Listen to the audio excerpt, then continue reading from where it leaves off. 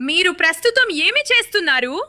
నేను ప్రస్తున్నాను భోజనం చేస్తున్నాను. మీరు మధ్యాహ్న భోజనంలో ఏమి తింటారు? తెలుగులో కెమనుఎలా అంటారు. తెలుగులో ఫర్ష్ అంటే ముక్కలు చేసిన మాంసం. సరే, నేను పస్తాలు కెమ వెజకని చితున్నారు. చాలా బాగుంది. అది వినడానికి చాలా రుచికరంగా ఉంది. మీకు మధ్యాహ్న భోజనం ఇష్టమా?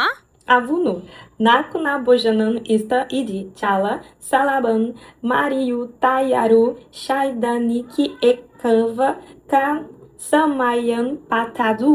చాలా మంచిది. ఇది చెప్పడానికి మరింత సహజమైనది మరియు దానిని సిద్ధం చేయడానికి ఎక్కువ సమయం పట్టదు.